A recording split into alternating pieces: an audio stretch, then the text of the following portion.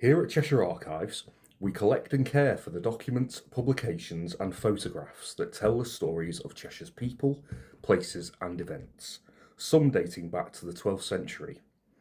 Our collections span over 6 miles of shelving, with bundles of parchment and paper, rolls of maps, boxes of photographs, and books. But did you know that we also preserve oral histories? These recordings capture voices often missing from traditional records, preserving community traditions and personal memories. Today, we invite you to join us on a talking tour of Christmases past, exploring the sights, smells, and sounds of Chester's festive season in the early 1900s. So, whether you're strolling through Chester's wintry streets or enjoying a mince pie at home, take a moment to slow down, step away from the wrapping paper, and connect with the spirit of Christmases gone by. Let's begin with a bit of window shopping in Chester. Well, Christmas was the most memorable time because I remember a shop, Hughes's, and another shop, Wilkinson's.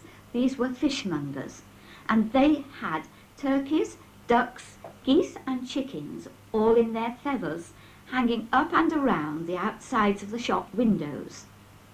Lightford's, which was a furniture and a drapery shop, used to be transformed into a fairyland of toys, of games and gaily coloured glass balls and birds for Christmas trees. Further up Brook Street, near the Majestic Cinema, there was a shop called the Penny Bazaar. This had fascinating dolls and teddy bears on display, and it is interesting because it was the only shop where one could walk around and look at the goods without buying any, and it was the forerunner of Marks and Spencer's. On the other side of Brook Street there was Williamson's the bakers. They always had a warm, inviting smell during the winter around the premises, but especially at Christmas time. The shop window, I remember, would be aglow with gaily coloured decorated Christmas cakes and ice cakes of all shapes, sizes and colours. A bit further along the road was a shop called G.T. Owen's. This was a grocer's and a post office, where people crowded with their Christmas post. In the winter the town was it was a wonderful place to us. It was all lights and gas lights, and they'd start to put electric lights in the shop. But some shops had candles in even then. You know, there were still some of the backstreet shops had candles and oil lighting and all that. And when Christmas came, every shop used to decorate the window, and I mean decorate, really dress the window to attract the trade. That was the big thing. And one shop I remember in particular, and it was before Holford's opened. Holford's opened during this period, but there was a wine shop along there somewhere. I tried to picture out the shops as they were, and I can still get most of them. And this shop was Denson's wine shop. And I can remember the window being full of row upon row of wines and spirits, all with these beautiful printed labels. You know, they used to come on the Italian soda, it's vermouth and all that. And all these wines had all these beautiful labels on it, and I used to stand fascinated looking at all the window decorated Christmas in lights in it. And all these beautiful labels, and the light shines of all the different coloured wines. They used to do it those days. Food has always been at the heart of Christmas. Hot potatoes, roasted chestnuts, and steaming cocoa warmed shoppers and workers alike. Tell us about the baked potatoes you could buy. Oh, well, that was on the Market Square. Mr. Deponio had a hot potato wagon, we used to call it, really. It was made of metal. It was like a big round oven on wheels. And the firebox was underneath, and the chimney was at the back. And he used to stoke it up with coke. It used to get very hot, and he put the potatoes in. But on where the oven door was on the front, there was like a ledge in front. And over the top of the round oven, it was made of tin, and it was fluted with spikes, and you used to have all potatoes on the spikes. And it used to make hot potatoes. I think they were a penny a time, or 2 for a penny, because potatoes were so cheap in those days. And they used to put it in newspaper. But they didn't sell it with fancy things to put in like today. It was just a hot potato and that was it. And he used to have it there in the winter times on a Saturday and mostly at Christmas time. There was also a hot chestnut man at the cross at Christmas time. Yes, at Christmas, just by the steps of St. Peter's Church. And he used to have like a brazier fire and cooking hot chestnuts. And he used to get so many in a pokey bag for a penny.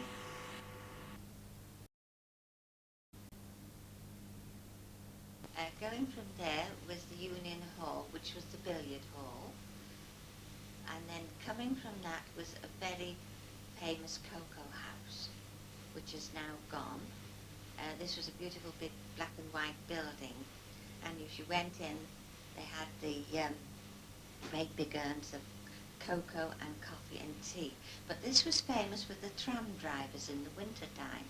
A tram would pull up at its stop by Dutton's shop, as I have just described. You would see the conductor, when he'd suddenly taken the fares of what was going in, dash off with 2 cans, run down to the cocoa house, and the people knew the tram drivers and served them very quickly, would fill up their cans with cocoa or tea, whatever they preferred, and he would get back on the tram, giving the driver his cocoa, and he would have one at the back, because they were in the open air. Nothing stirs up that Christmas feeling quite like a carol. Next, we hear about a cathedral carol service from the 1930s, a cherished tradition that is still popular today. On Christmas Eve, there was a carol service, and again, the congregation was enormous. That was followed by a procession to the crib. The crib was made in the same place as the Easter garden had been, that is, up at the West End. The whole cathedral was plunged into darkness, and each chorister and lay clerk was then given a lighted taper, and we used to process the whole length of the cathedral with these lighted tapers singing a carol. And there, after blessing the crib, the bishop presented us with chocolates, to us and to the probationers. Yes. Christmas Day, again, were packed congregations, except at evensong. We still had to go to evensong on Christmas Day. Everybody else was obviously snoring after their Christmas dinners, but we used to have to go and sing evensong. It wasn't a very full congregation. We also were given a Christmas party by the dean and chapter in the refectory, and we got presents from numerous members of the congregation. Books and money sometimes. There was a Mr. Bingham Turner, I recall, who lived in Huff Green, and he always gave the senior boys good, sensible, and no doubt improving books to read. Creating homemade decorations as a family is a wonderful way to spend quality time together during the festive season. These decorations often carry the spirit of tradition passed down through generations. Do you have any family traditions that you still follow?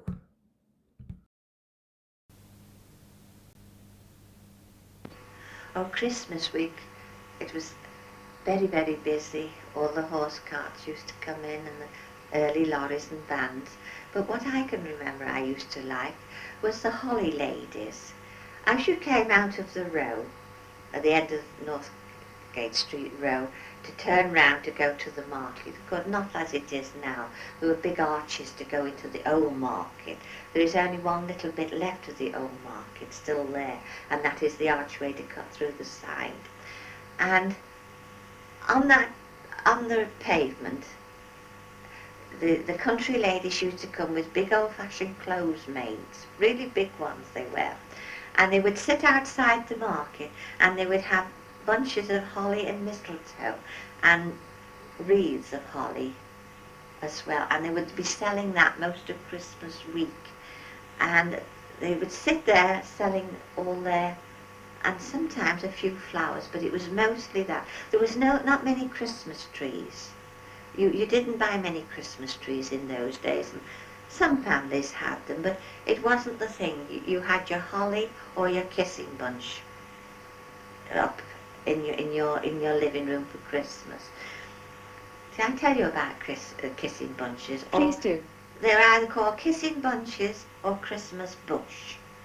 And what children used to do, I used to go up Watergate Street to a lady, an old Mrs. Lothman, a fruit shop.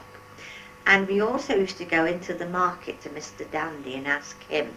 In those days, the grapes used to come in little barrels from abroad, and they were in cork pieces, so the grapes didn't get squashed. And they used to have to take them out of these little barrels and put them out if you bought grapes. And we used to ask them, could we have the hoops that went round these barrels? And we used to take these, you get 2 hoops and put one in so that you got the 4 sides of your hoops. And we used to go and buy coloured tissue paper, and we used to cut it about 3 inches wide, fold it over, and with the scissors cut about 1 inch, like frail it all the way along, open it up and blow down it and turn it round and stick it down a little bit with glue. Then we would get the hoops and start at the top and wind this around, wind it around. So you got all these curled loops in all different colours till we'd finished the hoop, all the 4 parts of the hoop. And then we used to hang them up. We hung ours up in the living room, and we used to keep a Christmas fairy from one Christmas to the next. She always hung in the middle. And then we used to buy little presents. You get little chocolates. You'd go to the sweet shops in Watergate Street in coloured papers and silver paper. And we used to tie little presents round the hoops on the end.